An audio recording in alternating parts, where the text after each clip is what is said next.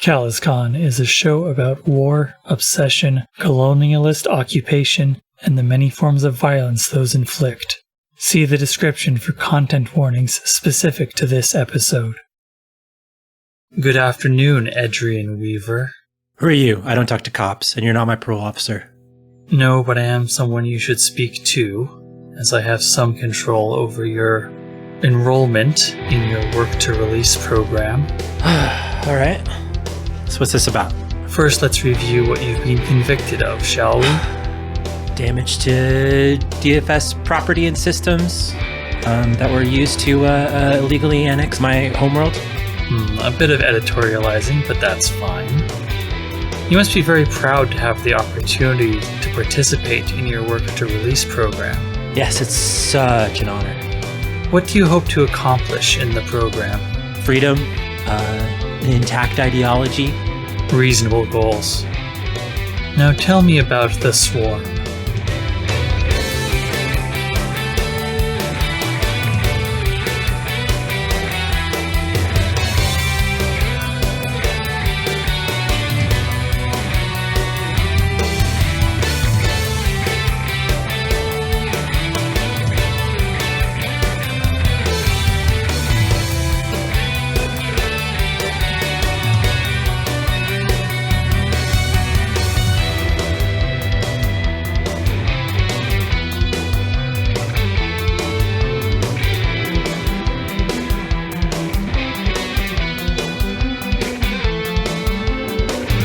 Welcome to CalazCon. This episode is sponsored by Matt Mitchell and Ice Cold Brew. I'm Peace. You can find me at Drucifer3939 on Twitter. And today I am joined by Devin. Hi, I'm Devin. You can find me at Devin Decibel most places. Check out my games at devindecibel.itch.io. Check out my music at devindecibel.bandcamp.com. And check out my band, Gloomy June. We also have JPG. Hi everyone, I'm JPG. I'm a pop culture educator and consultant. You can find me on social media at SpeakerJPG, and you can find all of my work on my Linktree, linktree/SpeakerJPG. We also have joining us, Mary. Hey, I'm Marigold. You can find me on Instagram and on Twitter at braverun__. And you can find the games that I write at braverun.itch.io. And last but certainly not least, we have Lauren. Hello, everyone. I'm Lauren. You can find me on Twitter at DM_LSP and check out the games that I write at itch.io/DMLSP. We are playing an excellent game called Beam Saber by Austin Ramsey. I can't speak for all of my players, but I'm personally extremely honored to be a part of this. Beam Saber is a Forged in the Dark game that is all about cool pilots and cool robots, and also how war is bad and stuff. We're going to do our best to follow our principles and make this game extremely fun. Our squad is a consulate, which is more of a diplomacy and talking focused thing called the Blue Sky Endowment. The Blue Sky Endowment was created by Hestial University as part of a public outreach program to make public perception of the DFS better. Because not only do we want to win the war on Hestial, we would like everyone to like us after we do. Wasn't it also kind of reaction-y thing to Calazar Entertainment? Yeah, absolutely. The CalazCon presented an opportunity for better public relations.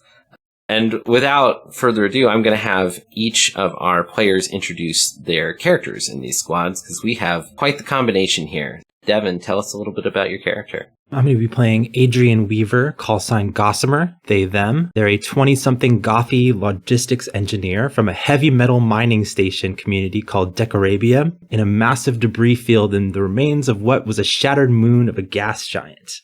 They were radicalized and became a hacktivist/terrorist when the DFS annexed their community, and they were arrested after staging a massive sabotage of DFS equipment and taken to prison on Hestial, a few systems away.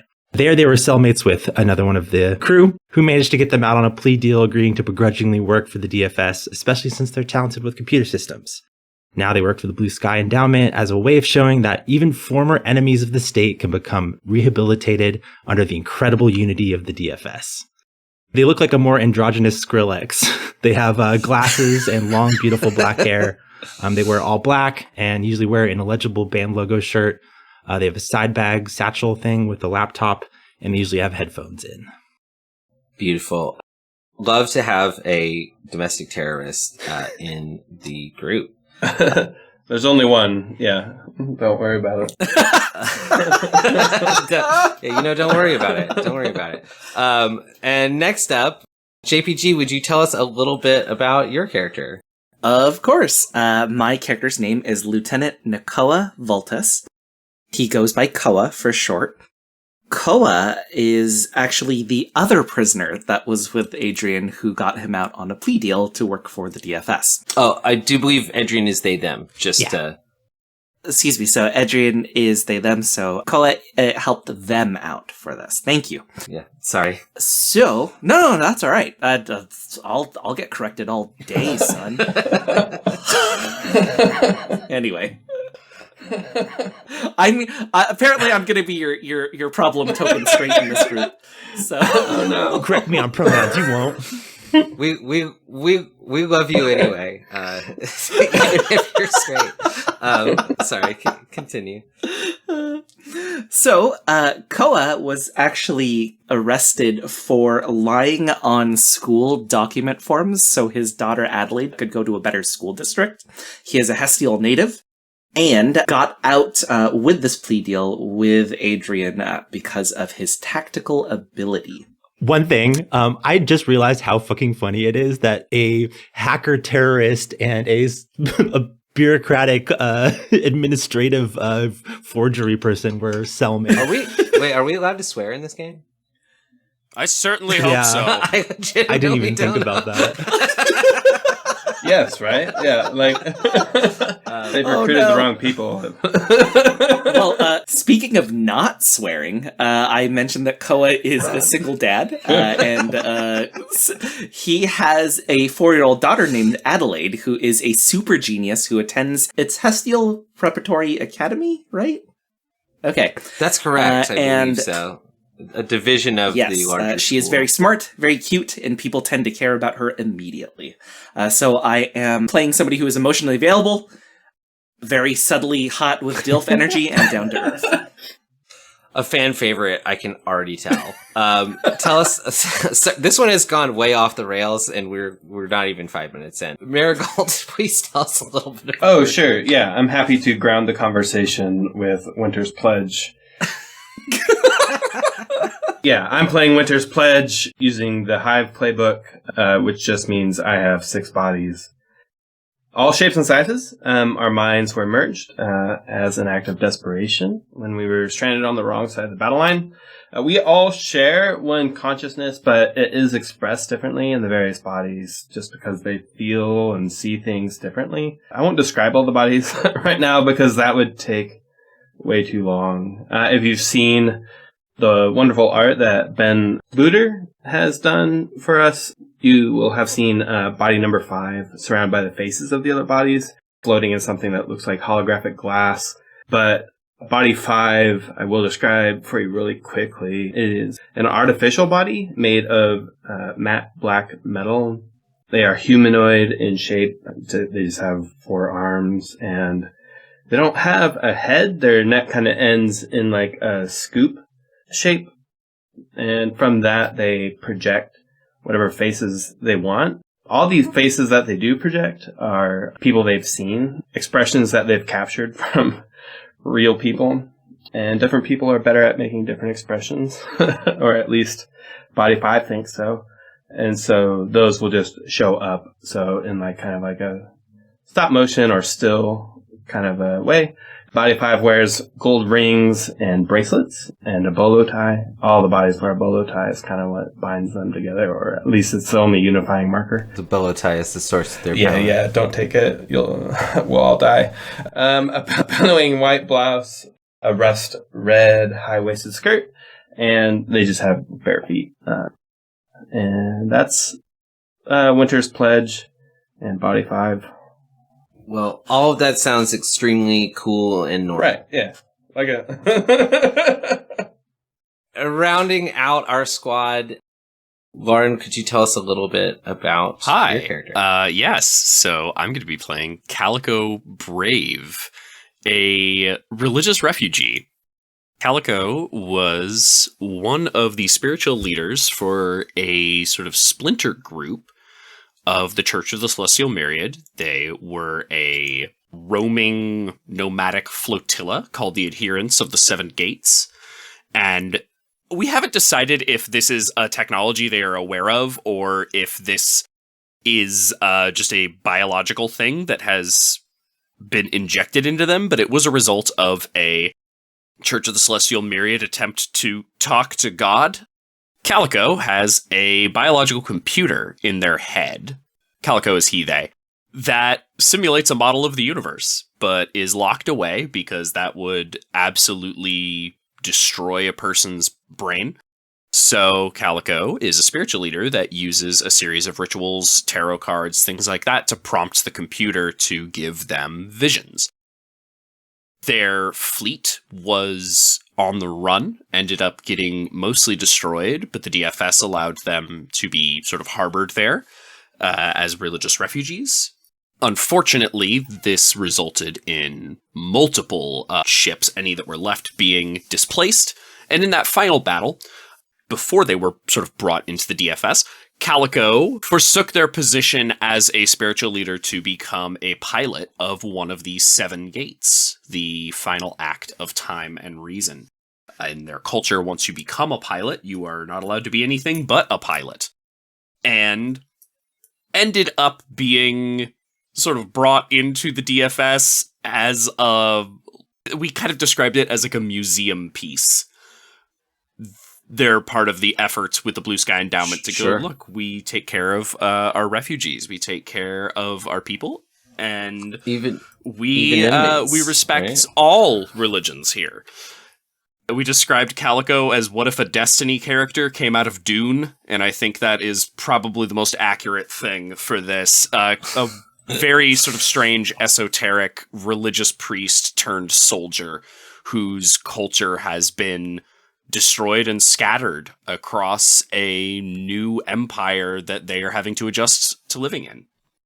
Beautiful. I love it. So, your commanding officer of the Blue Sky Endowment is a man called Cry Havoc. Cry Havoc is he, him. As far as I'm aware, I'm fully allowed to make up what he looks like. So I'm going to say he's in his, late 40s, maybe early 50s. He's kind of black hair, graying at the temples, with light tannish skin and piercing green eyes. Wears a military uniform, but it's like a school uniform style, more so than like a in the field commander, because you guys are attached to the school system here on Hestial. Should we talk about that? Yeah, maybe we should. Do you guys want to do should I talk about that, or do we can talk about what our squad is and why we're attached to a school system? Did I not go over that earlier? I don't think we did, but it's wild and I love it. You said that we were created by the university, but we didn't go into detail about that. Yeah, exactly. This is the Blue Sky Endowment itself. I mean, you are a portion of the Blue Sky Endowment. The endowment itself is a large sum of money that was given to Hestial University to try new things, to try and improve the public image of the DFS on the planet Logal, specifically here in Hestial, and specifically within the sort of CalazCon fiasco. If I remember correctly, it's been about a month since the early bird ships landed as of our first mission. And so your boss, Cry Havoc, periodically, well, this is the first time, but theoretically, periodically comes to you and tells you, hey, this is what the DFS needs done, and this is how they need it to happen. A lot of you are here not necessarily voluntarily, and so you don't necessarily get to say no. I feel like we're all here voluntarily, but with major asterisks next to that. Right. You're here, heavy air quotes, voluntarily. But here's our setup. I guess we are allowed to swear a little bit because this canon squad is called the Bastards. Oh, I looked through the cast announcements. Swearing is fine, just no slurs. which great. shouldn't be a Okay, problem. I cool. really fucking hope. I was going to say, Yeah, shouldn't be a problem. yeah, if any of y'all are using slurs, we're going to have Right. deeper problems. That's a different conversation. Cry Havoc has been contacted by, I'm just going to read the briefing I wrote. The 501st, which is the CalazCon squad known as the 501st Bastards Division. These are the fans of Baron Bastardos who unironically shout their battle cry, Splinterus Bastardos, and rarely break character.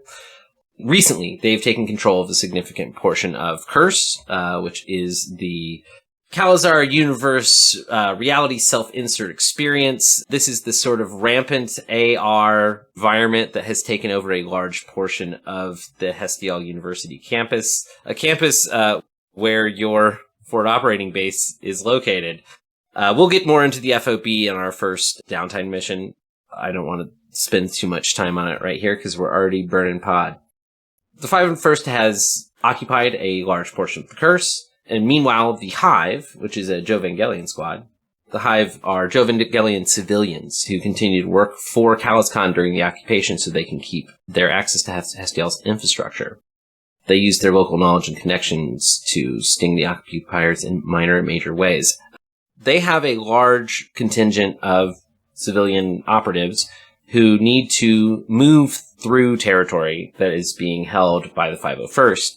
Now, because the 501st like to cosplay as villains, they are making this difficult for them, even though a lot of the Hive theoretically work for CalazCon anyway. So, on that note, a beleaguered quartermaster named Rainy Day has approached Cry Havoc about hiring the four of you to help secure a route through the 501st occupied regions of Curse. DFS has agreed with Havoc's read of the situation, which is to say that they think this could be spun into good PR for the DFS, and so they want you to do it. Your objective is to secure transport through the 501st held regions of Curse for the Hive civilian operatives. You can do this through force, negotiation, subterfuge, or whatever other means you choose. Your rules of engagement. Number 1, civilian casualties are not acceptable. This imperative is coming down to you both from your DFS brass and from the Jovangelian client. Number 2, please try to limit damage to Curse infrastructure. Everything that you do is about optics, and rampant property damage is bad optics. Unless it's a cool explosion. Unless it's extremely cool. Number 3, do not fire upon or present as clearly marked medical transport or facility. The note that the brass is included with this is, we shouldn't have to tell you why this one is here. So that's the situation as presented to you all. I should say, for the benefit of listeners, violating the rules of engagement will not mean that you automatically fail the mission, but it will mean that you lose reputation with relevant personages. And our overall goal is escorts. Your overall goal is to secure a route through this territory. You can do this by talking to members of the 501st and coming to some sort of agreement with them. You could do it by blowing a hole in their siege line and escorting the civilians through it. You could do it by sneaking the civvies through, however you want. Depending on how you do the mission, you may not have to actually do the escort part as long as you secured the route sufficiently. Small thing that we should consider is that the squad XP trigger is to execute a successful negotiation, espionage, sabotage, or propaganda operation. So we might want to think about that in terms of how we approach. And there we go. The commanding officer of this portion of the 501st is Force Majeure. Force is a pretty interesting person. They are named after a character from the Calazar franchise and is permanently role-playing them. Okay. He's also the son of the character that he is playing is based on his father. So there's some daddy issues. Black stuff going on with that man's mind. Yes, exactly. If you wanted to talk to someone, he would be the man to talk to. Another thing to keep in mind, and this is something that you guys know because you live in the Curse, The curse is considered a haunted AR kit. There are rampant proxies. There are AR storms. Notable proxy is a proxy recreation of a Exodus Republic major called Major Hollis Wiscombe.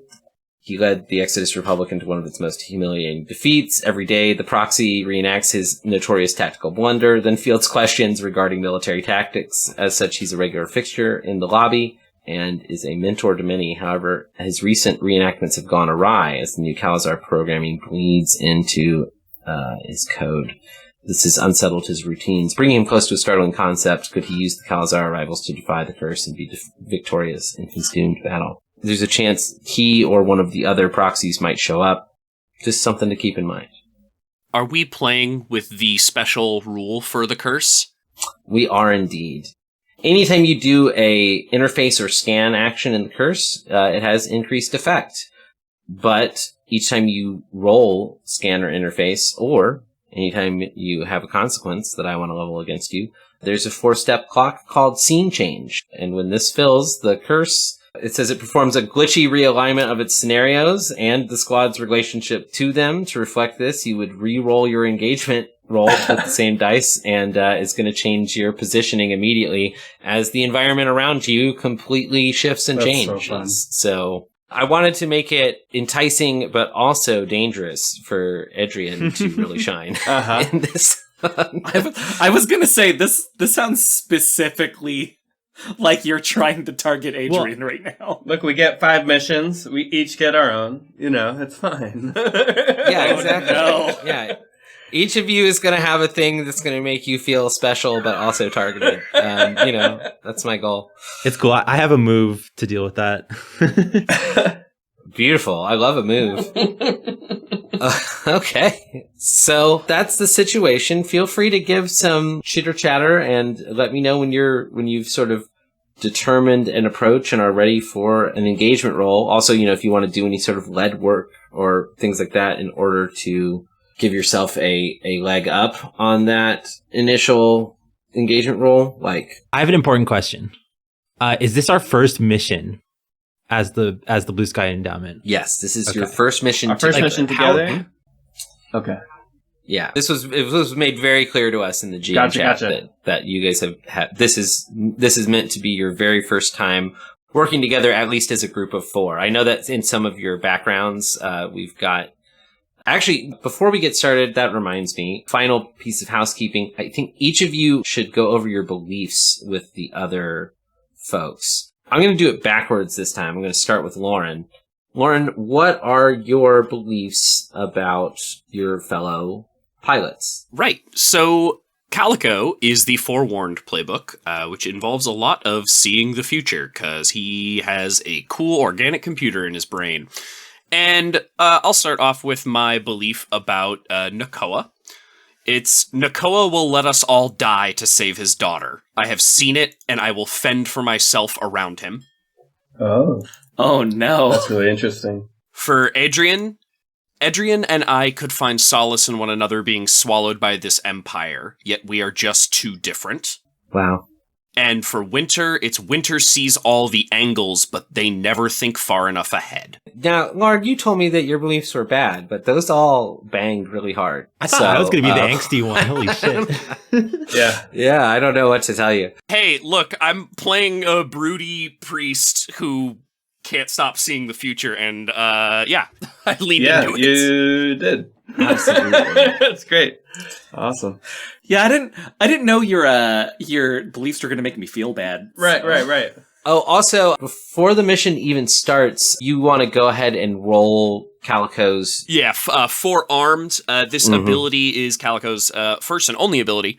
When I have 0 dice in my prediction pool, I must roll Survey twice and store all of the die results in the prediction pool. Whenever I roll, or when the squad rolls as a whole, we have to use one of those prediction die, and the roll overall is at -1 die.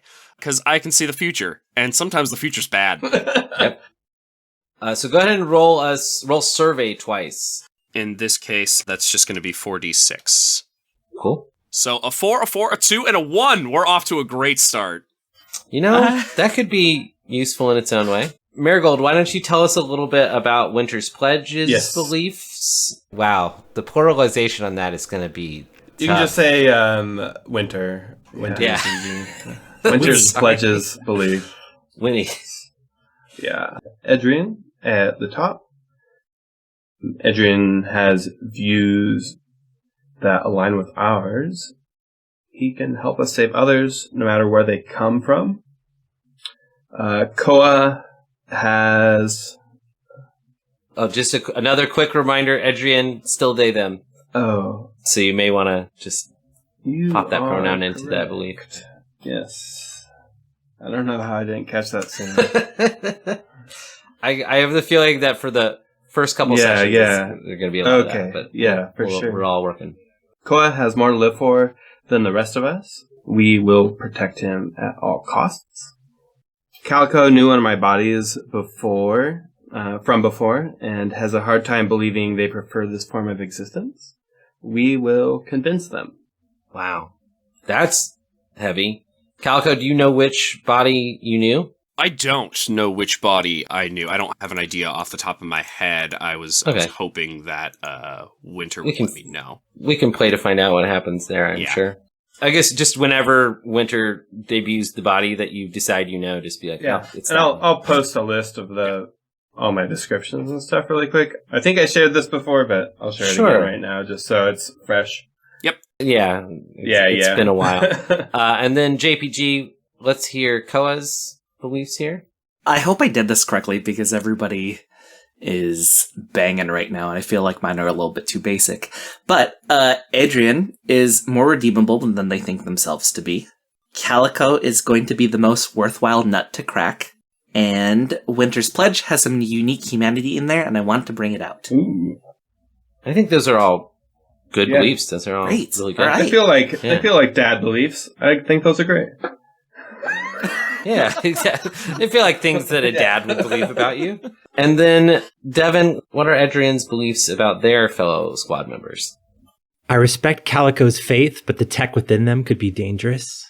For Winter's Pledge, we are both disposable tools, forcefully assimilated by the DFS. Mm-hmm. And for Koa, I appreciate Koa's help getting out of jail, but I don't know if I can commit to the terms of the plea. Whoa. Yeah, those are all some really good beliefs, in my opinion. And remember that anytime you act in a way that is in alignment with your beliefs, but is maybe not great for you as a character, you get an XP point. So that's fun, right? One of the playbook XP triggers is you struggle because of your beliefs, scars, or quirks. So now let's get back to planning this mission. So I was asking about if this was our first mission together, because are we gathered somewhere? Does Cry Havoc explain all of this to us somewhere?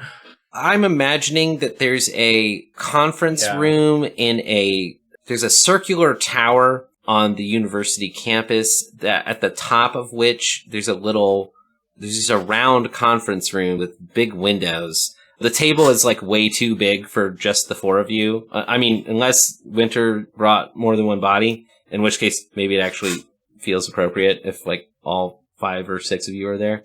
But this is clearly meant for meetings with an entire department of staff. But Havoc just brings y'all up here and lays out the mission briefing that I just really wanted to get the image on screen of Cry Havoc and then absolutely. A DILF and then 3 spooky weirdos. Yeah, exactly. A DILF trying his best. I mean, that's what, Exactly. I think that goes together. I want to just reiterate, not all of my bodies look like they belong to a collective. They are all spooky looking weirdos, but they are all still spooky weirdos. Yeah, it's hard to avoid. There's a really fun thing that I kind of love about this scene, and a thing I've been thinking about is the way in which Winter has multiple perspectives on things, whereas so Winter sees one thing from multiple angles, and Calico sees all things from one angle. And the fact that Calico's huge and always in weird religious armor, and Winter is 6 bodies, makes these two the two that take up the most space in the room. That's great. Yeah. Fair enough. It's just a really great visual to me of like that represents sort of the ways in which we, or at least Calico believes we see the world around us. Yeah. I kind of think there's probably like two of my bodies are in the room. The other ones are getting stuff done, other things. Which two bodies did you bring with you to the meeting? I think we can generally assume that, for now anyway, that one of the bodies will always be body 5, the artificial body that I described earlier or not body 5, that's body 6. Yes, body 6 with the matte black and the golden rings and the hollow projected face. And then the other one, let's see, for this meeting, it would have to be body 1, which is a young-ish, like 28-year-old appearing. My face cast is Hassan Minhaj. Sorry. Yeah, you were right the first time. Hassan Minhaj. It's actually Hassan Minhaj. Yeah. I had looked it up earlier. That's why I kept re-saying it, because you pronounce the H in the last name. Oh, okay. It's not like a pop star. It's different. Yeah. Oh, is this a different person? This is the comedian. Sorry. Yeah. Hassan Minhaj. So, yeah. Golden irises, observant, intelligent, about like 6'1", black hair, low pompadour, well-groomed, wears a black mottled suit or a gray mottled suit, rather, and a black, collarless, button-up and bolo tie. Nice shoes, the whole works. Carries an umbrella that has a black outside and a reflective silver inside. So that's the other body. Are there like indications that the bodies are like connected? Do they like fidget in like sync or something? Or would you not be able to tell just You wouldn't be able to tell just by looking. I think like there's times where like there might be a loud noise by a body, near one, and like the others would like react, like turn in like the same direction, But unless you were around multiple of them, you wouldn't notice it. Usually they are more spread out. For the meeting, they just wanted to be able to keep an eye on more than one person at the same time, so they brought two of themselves. That's your, overall briefing. I'll kind of go into character as Havoc here, and Havoc will tell you, ultimately it's up to you how you perform this mission. But please remember that your job is to make the university, and by extension, the DFS, look good. You're a PR group. We want positive public image to come out of this mission, not negative. Don't they say that bad press is good press? He looks you dead in the eye and just goes, no, they don't say that. Also, I think I have headphones in listening to music during this meeting, but I have like a speech to text thing going. So you're talking like with the TikTok voice? No, I mean, I'm talking normal, but I'm not listening to anybody. Oh, okay, right. I see. The TikTok voice is talking. Right. Gotcha. No, I just have like a little readout on my phone that is displaying what people are saying so that I don't have to turn down my music. Right, text to speech, not speech to text, not the other way around. Yeah, that's what you said, but my brain flipped it around because I'm old and also diseased. I just like the idea of them being kind of rude at this meeting. Yeah, absolutely. I think Calico will speak up. These civilians, how many are we transporting? This group is about 30. This isn't the entire hive. This is a subset of their civilian who need to... They're trying to reach a specific location further north of the curse. We didn't ask the client specifically what their ultimate destination was because they only need us to move through this limited zone. Understood. They have transportation of their own? Will they be on foot, or are we expected to provide this? The hive has a armored personnel carrier that their operatives will be using to move through whatever route you secure. Of course, if you have other, depending on how you approach this issue, they would be willing and able to use transportation that your squad provides if it becomes appropriate.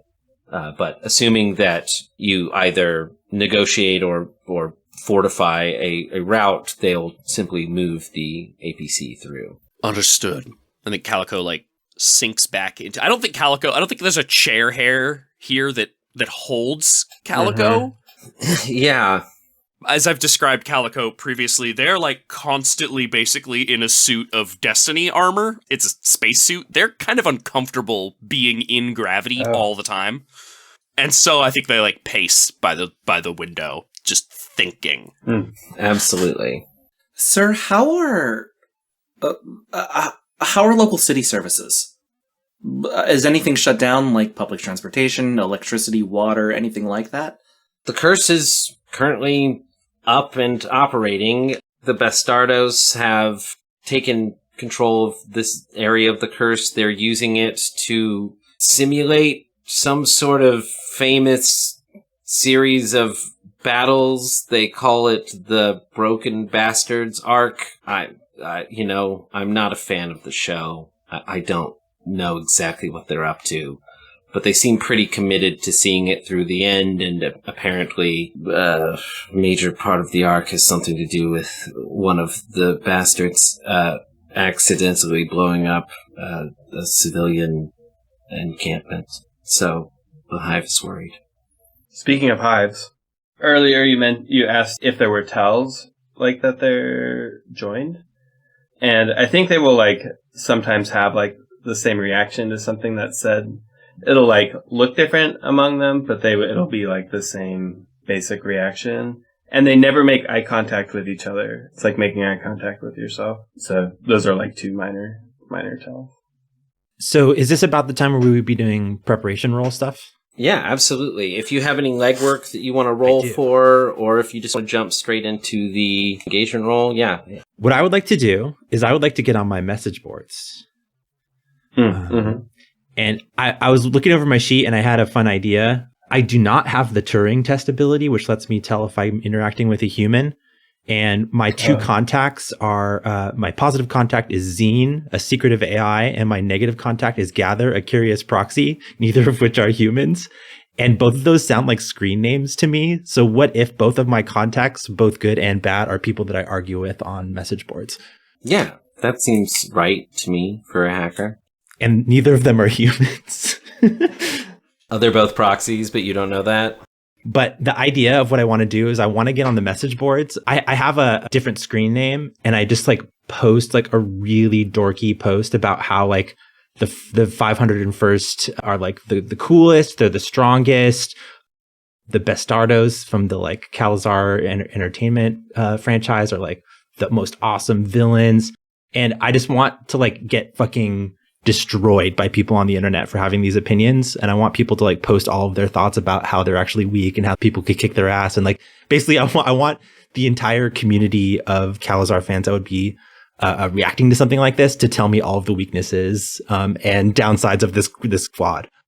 Right. You want nerds to be no, they suck, and here's why. Here's how you could easily disable all of their shit. Okay. Intentionally starting a flame war to get... This is War Thunder shit. Yeah. Adrian does not give a shit about Calazar stuff. They basically have the same opinion as I have in real life about Marvel movies. Wow. Okay. What do you think that is? Because the way Beam Saber works, you get to tell me what action you would like that to be, and then I tell you what the effect. Yeah, I would pitch either study or interface. Study being I'm trying to get information from people by provoking them, and then interface being tech savvy, I guess. I don't know. See, to me, study would be better suited to once you already have the information. I mean, I'll let you roll it, but here's my, this is the can I bargain with you moment. I'll let you roll study. You would be getting limited effect from a study roll. I think what you've described is actually a consort, where you mingle with allies and acquaintances to gain access to resources, information. Okay, I was going to then counterpitch sway. Sway, also, I could see.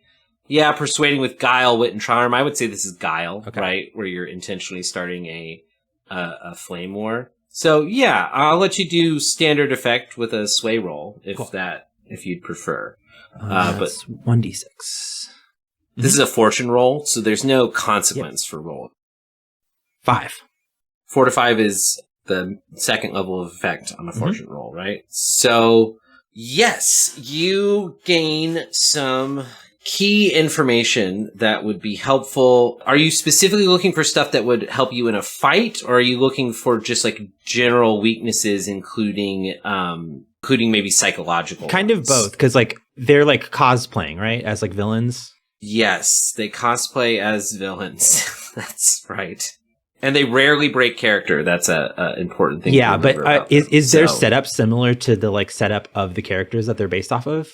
Yes, absolutely. And so you're If absolutely those villains had a right. weakness in the show, it might be like similar to their weakness in. Yeah, it might be built in. Austin hasn't provided me with any specifics about their hobbies, so I guess it's up to me. So the thing about the 501st is that they mostly have grunt obbies. You know, they don't have a lot of the highly specialized ones. Now, their officers do. You know, they have a handful of those. But, like, these are the guys, you know, in the real world, these are the equivalent of people cosplaying stormtroopers, right? Stormtroopers not known for their, like, extremely cool and awesome equipment, right? They wear the same thing as every other stormtrooper.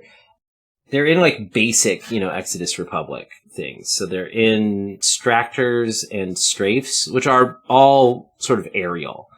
They do have a aerial combat focused thing as well. This thing that they are simulating in the Curse right now is a space battle, which means the AR is, like, simulating the fact that there's, like, no gravity and lots of extra space in this fight. So that is something that you would know going into this from this Flame War as well, especially because you know the specific arc of the show that they are trying to roleplay right now. I don't know it. That's why I'm trying to get people to yell at me. Well, about right. it. I'm saying, like, you knew the name of it from Got Cry it. Havoc, and when you put it on this forum, like, this is what you find out. Got Like, it. this is a famous space battle. I like the idea that I'm getting all of this information from my negative contact, Gather.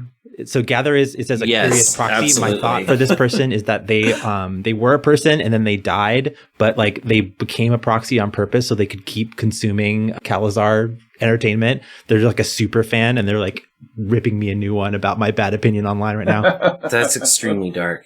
Imagine forcing yourself to become part of the singularity just to post more. Just to post. Oh, God, couldn't be me. So, mechanically, how this is going to roll out is I will give you a +1 on your engagement roll, just in general, from, like, the data, and then at some point during I'm going to give you essentially, like, one hold, Devin, that at some point during the mission, you can spend to give yourself increased effects That's great. on one roll. Anyone else have any legwork that they would like to do? I have one for Calico. Yes, please. So there's a place in the Curse, I think it's just called the Lobby. Yes. This like AR space Mhm. where it's a big lobby. And I think Calico's first thing is, what is public opinion of the 501st here?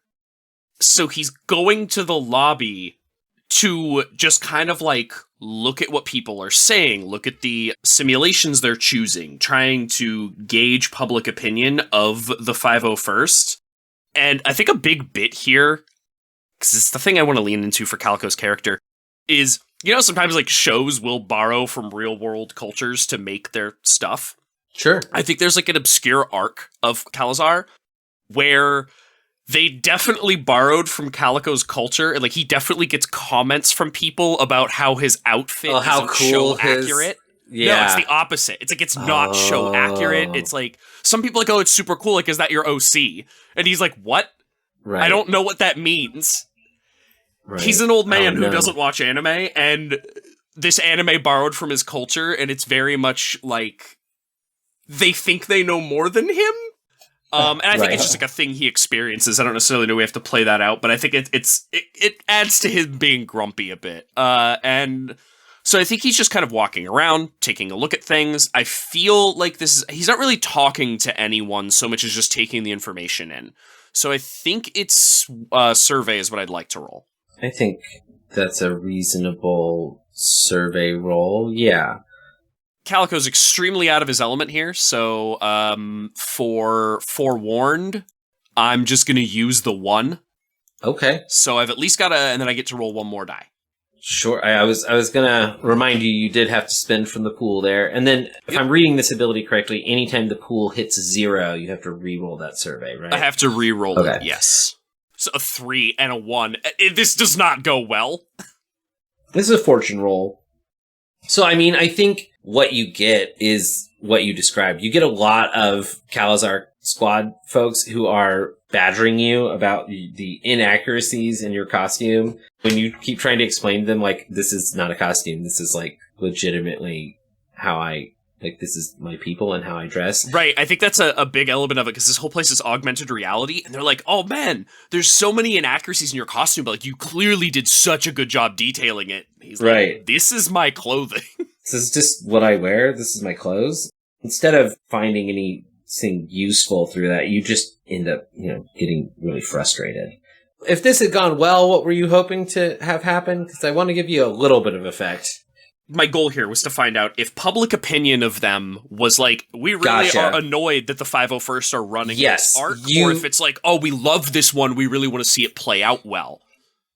I would say, on limited effect, the general opinion of the 501st, even among other Calazar squads, is that they're, like, a little much. Okay. There are definitely fans of the arc here, but they're also, like, sometimes the fact that these guys never break character, it annoys a lot of people. And also, they can be really dangerous because they are serious role players who are playing villains. So, general opinion of them is low. Yeah, the goal here was to come out and be like, all right, look, if we just lay the smackdown on these guys, people will actually like us for it.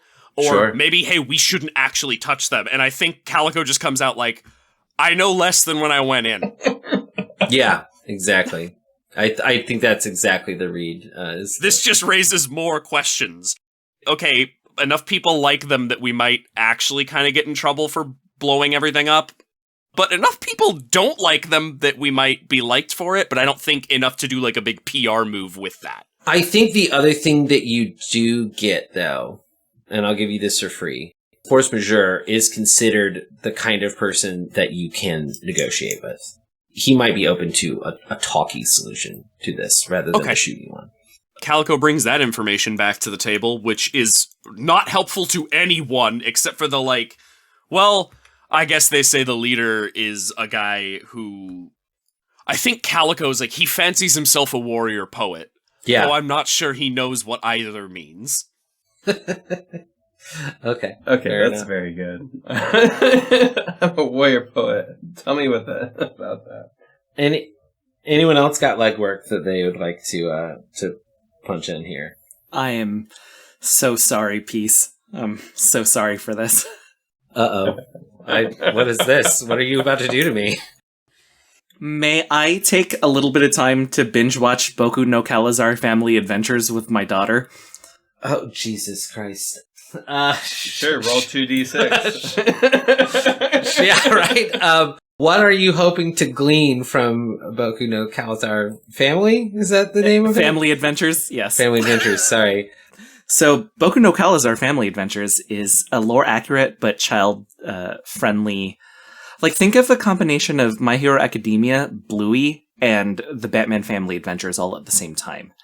It's like the Super Deformed Gundam series, right? Kind of, yes, but okay. I would say it's more lore-accurate. Okay. Wow. So, this is trying to learn about World War II by watching Axis Powers Hetalia. But there can be some accuracies, and I can talk through this with my super genius daughter to see if we can, I guess, pull any sort of strategies out of that as well. Would that be okay? Good Lord. Sure, that would absolutely be okay. What action are you rolling for this, Pops? It wouldn't be manipulate. No, because that's for my vehicle itself. Okay. A study could be good, but I mean, could it be more so a sway because I'm trying to get my daughter to help me with this? Oh, wow, you're really stretching the sway there. I said I was sorry in advance. You are, I mean, I think this is... But are you Yeah, go ahead. Are you manipulating your daughter? Yeah, that's the thing. I feel like you're either consorting or studying. Sadly, you don't have... you have 0 dice in both of those. You know what? I roll for the drama. So That's true. This really sounds like studying, right? Let's do a Meticulously examining details for better understanding. I think study would be the fairest Yeah, one. I think this sounds like studying, like if you're watching this, intently. So I guess give me 2d6 and take the lower one. Oh no, that's a 1. That is a 1. You have a really good time watching Boku no Calazar Family Adventures with your daughter. The only thing that sticks out to you is an arc where Force Majeure, the character, whom the actual living CO was both named after and cosplays as, where he loses a fight because of, and you don't find out what it is, but he gets some sort of message from home that throws off his groove. And he voluntarily withdraws himself and his troops from the conflict, but on that one, you don't know what was in the letter or anything like that. You aren't able to then follow up by finding the less kiddified version. You don't know where in the actual arc that happened, so you're not able to cross-reference it effectively, I would say. But you know that at some point he gets a letter from home, and that causes him to withdraw from the battlefield. I think it's one of those cartoons that for parents it just moves too fast, or you're just jumping in the middle of it, and and I just can't get a beat on my daughter. Adelaide obviously understands it, and she's explaining it to me like I'm an idiot. Yeah, right. But even then, you're I don't understand what you're saying to me, small child. Did they change the name of the bastards in the show to make it more family friendly? I want to say that they changed it to the baddies. There you go, the baddies division. Thank you. I was having trouble coming up. I was going to say meanies, so I'm sure it's better. Wait, no. Meanies is better. Meanies is obviously better. I was just going to say motherless sons. I think Baron Badio is better than Baron Medio. So, anybody else want to try an extremely ill-fated thing that they're bad at for... I mean... I love that we all were just let's go do shit we're not good at. except Adrian. Adrian was I have a certain set of skills and I would like to employ them. I'm the only one left, I think. I think everybody else has done a thing. Yeah, I think one legwork action per person is... Yeah, I think that makes sense. The 501st is basically who we're up against in this upcoming shindig. Mm-hmm. And we've learned that, maybe their leader would be amenable to talking. I don't want to, jump too far ahead. So I think what I want to do is, talk to somebody who knows him or maybe has interacted with him. Maybe there's, a bar or something, that I could go to that, he's gone to and just kind of, see, what the vibe is of this, character. Yeah, I think there's a bar in the lobby that he's a regular patron Okay, of, sure. and so you could probably find someone there. I think body number 3 goes for this because body number 3 is my most physically impressive body because they are massive, kind of Scottish pale, ruddy complexion. I have them with light strawberry blonde hair, usually in a braid. They're also probably my most rustically dressed, or potentially. I mean, generally most of my bodies wear pretty fancy stuff, but if they're going to meet with the 501st, probably dress down a little bit. If you're trying to go to the bar and find people that have hung out with Force but not talk to Force directly, this sounds like consort. Yes. But again, it's always up to you. But I would say you would get, standard effect with a consort roll. I think that's about what I'm shooting for. Kind of going up to the bar and looking for maybe 501st people that are hanging out and just try and get a vibe of just kind of hanging out and what's going to happen. Exactly. Yeah. Mm-hmm. Totally. You can make an argument for two different things for this. This could be a consort if you're going and hanging out and drinking with these people more actively. It could be a survey if you're going and like sitting quietly at the bar and just listening for Oh, yeah. you know, people are complaining about over drinks. And again, as always, I'll leave it up to you which of those you That makes sense. do. I do have more points in survey, but I think consort is a more fun image for me. So that's what I want to do. Sure. So give me one. Give me one. Okay. D6 So this large femme presenting individual sits at a booth that she wasn't invited to, and let's see, 2d6. Is that what you said? Yeah. Well, 1d6 for you because you wanted to do Yes, consort. 1d6. That's the bait. That's a 5.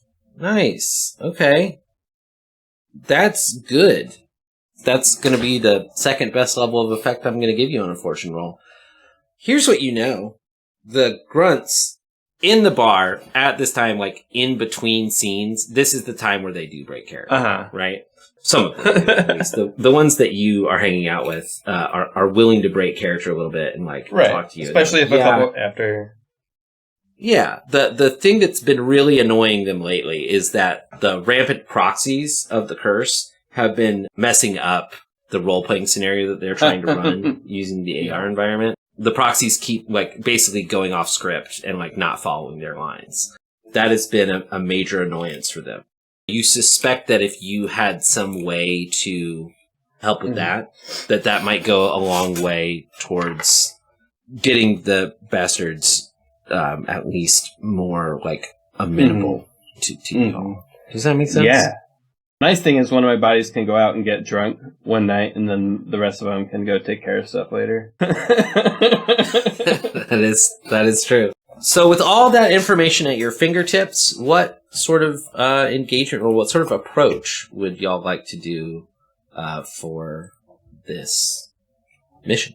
Seems like we have a couple of paths, or at least ones that I feel have been accurately laid out in front of us. We can either straight up just go kick their asses and get through. We can attempt to negotiate with their leader to secure us passage, or we can try to fix stuff in an attempt to get the more amenable people who are not as fanaticized about constantly being in character to be like, hey, let's take a 5-minute break and let some civilians walk through. Yeah. At least that feels like the approaches that I see as obvious to me. The fourth option I see is that we like ruin the thing somehow so that it's like they no longer want to be in this place. Oh, yeah, that's Because good. I'm thinking about like, optics. We're a propaganda squad. For sure. Do we really want to become buddy-buddy with the baddies? There's that like we have to spin it right? Like if we go help things or do stuff like that, we have to spin it such that we're doing it for the benefit of everyone who uses the curse. I mean, you don't have to necessarily. You certainly could, come off looking buddy-buddy, like depending on how the mission goes. But there's a version of negotiating where it looks like you are just skilled negotiators who came in and cracked this tough nut. So we would just have to be careful that we don't end up. But I do agree that also Devin brings up a great point, or Adrian, I don't know who was actually speaking there, that you certainly could also sort of focus your efforts on making them look bad, right? Or making, you said like making them no longer interested, right? The way I see things is that like, in my opinion, the DFS is kind of like, neoliberal empire in a explicitly. sense. And they would be in support of helping these poor Jovangelian citizens just get through and access the resources that they need. But like, not actually do anything to help those people, just kind of like...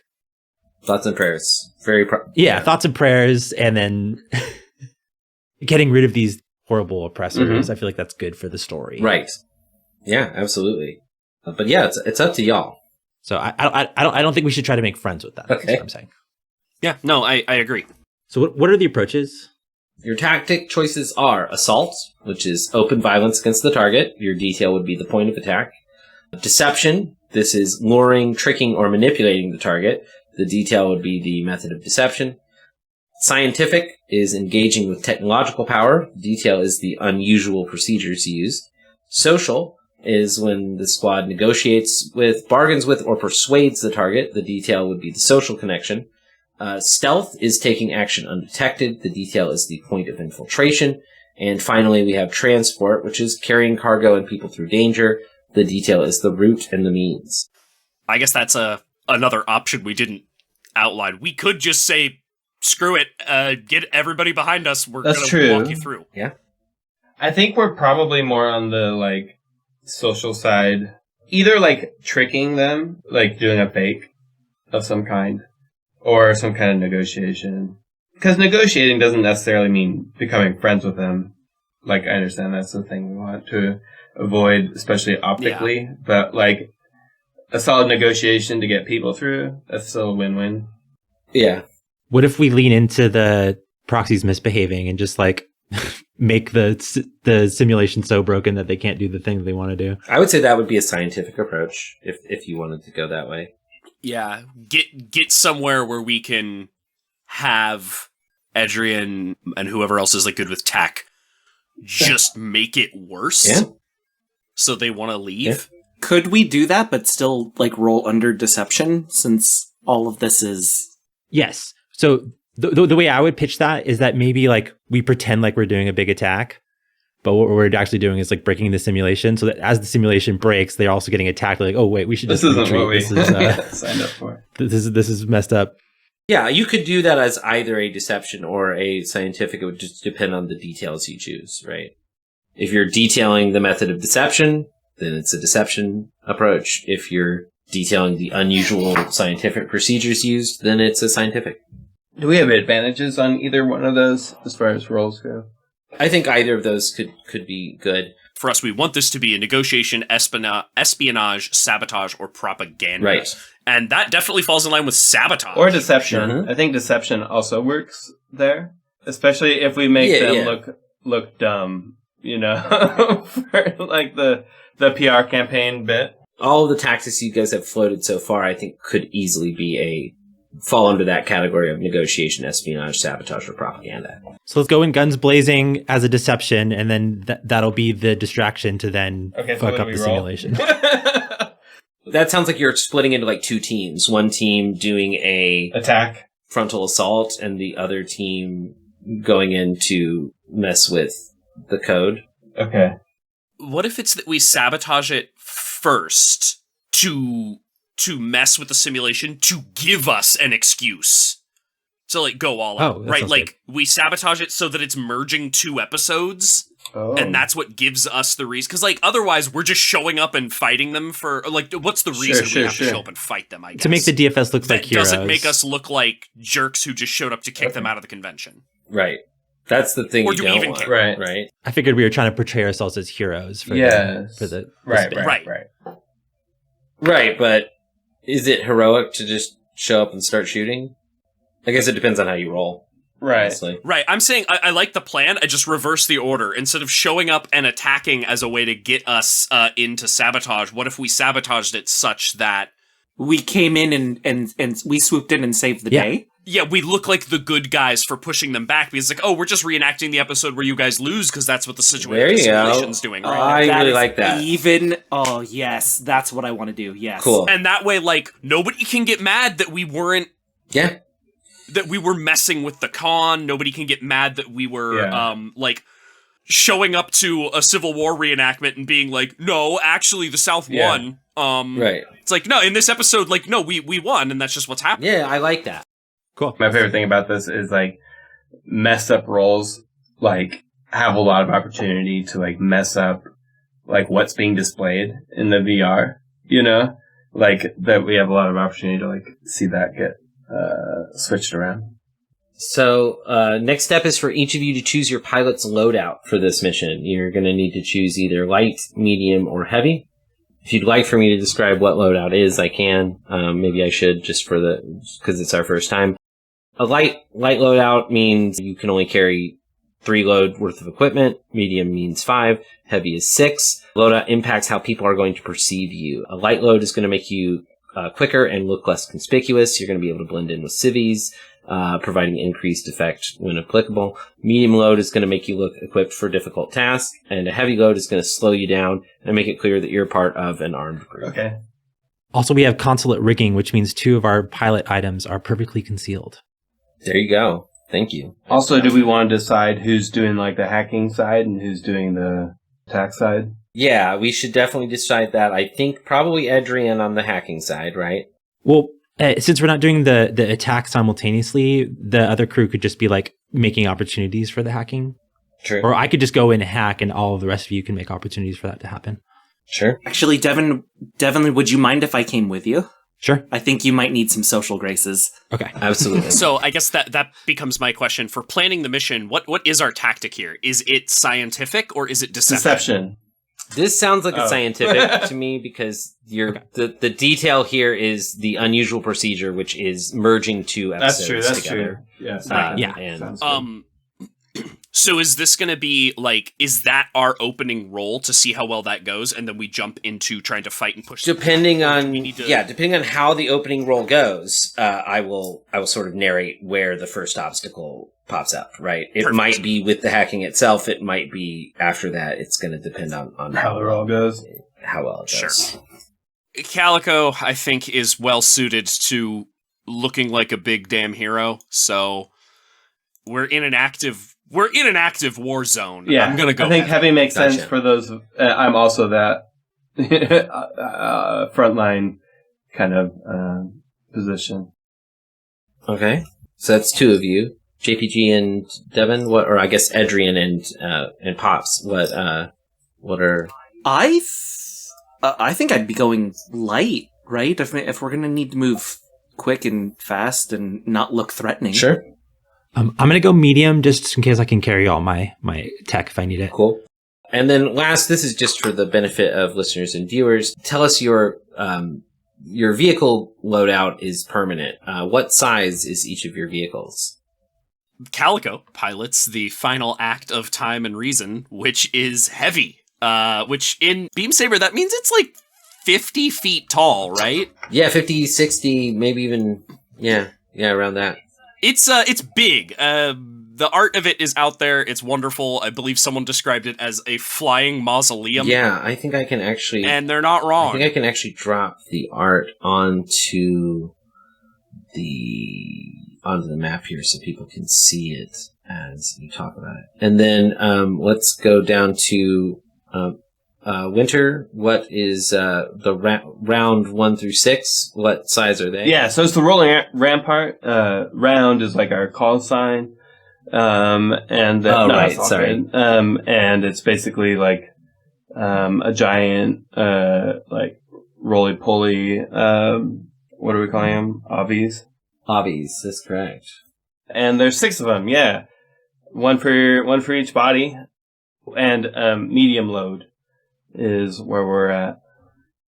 And then Pops, do you want to tell us about your obby real quick? Just give us its load size, and then we've got a visual aid here, so we don't have to worry too much about describing its looks.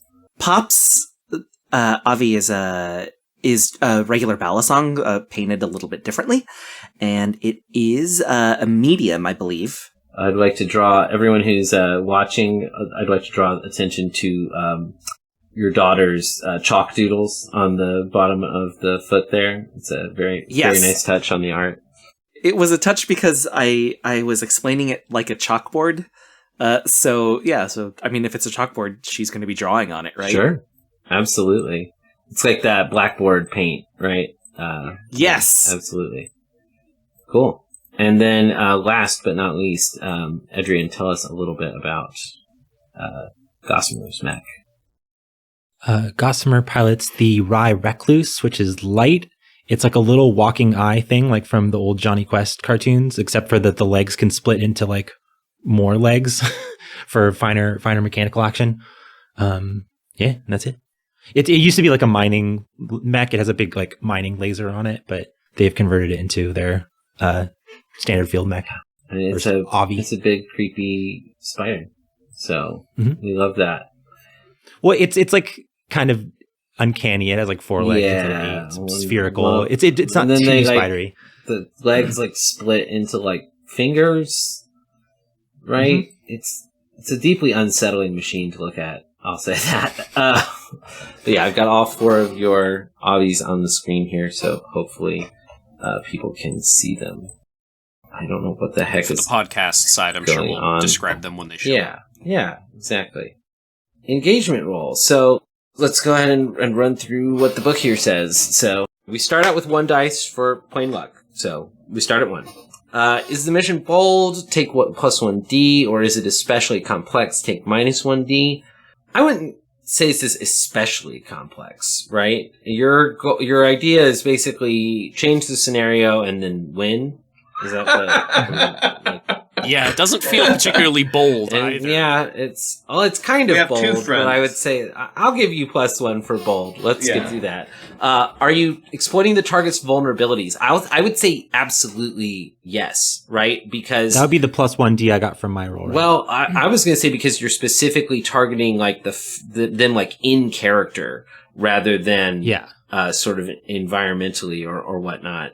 The +1 you got earlier is I'm actually going to put on the other factors affecting the mission, so that you get a little bit extra. I like to put you in a just because I was going to suggest that like maybe all that information I have is more lore stuff than like exactly mechanical stuff. Absolutely. Are you receiving external support for the mission? No, but neither is anyone interfering with you, so that's fine. So right now you're sitting at 3 dice.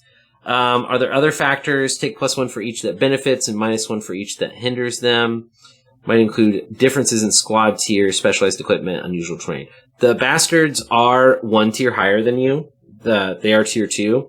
So that would have given you a -1. But I think the legwork that all 4 of you have done together is offsetting that.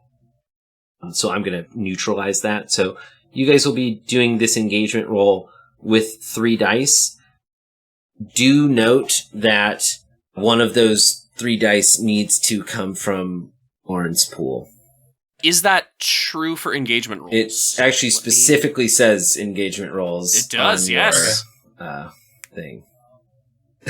Well, I can toss us a 4. Sure. Well, can we wait and see what the roll so is, we're gonna or start- do we have to declare it beforehand? No, it has to be Says- Really? before we make before the roll. you make the Okay. roll is the you must Yep. choose a prediction die and set it aside before you make the roll. The roll has then the roll has -1d, but -1 gets die. the thing. So whoever wants to roll engagement here, give me 2d6. And I'm just going to give us Okay. a 4 on this. Yeah, I have the worst luck, so are y'all trusting me in order to do this? Well, you are the officer. Alright, let's go. Okay. I got a 2 and a 6. Plus a 4. That's a 2, a 6, and a 4, which means that you all start at a Control. controlled position. That's good. That's the best possible thing you could have gotten, except for 2 6s.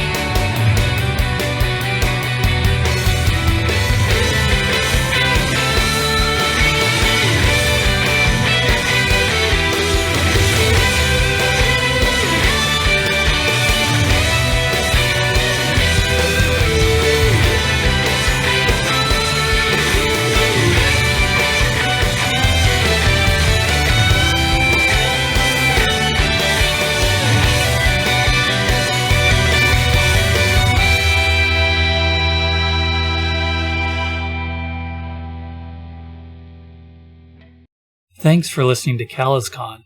This episode was edited and sound balanced by Christine Blight. You can reach her for voice acting at CVBlight@gmail.com. The show's music is by Devin Nelson. You can find all of their work at devindecibel.com. If you'd like to support CalazCon, you can find us on Patreon at patreon.com/CalazCon. Please tell your friends about the show too.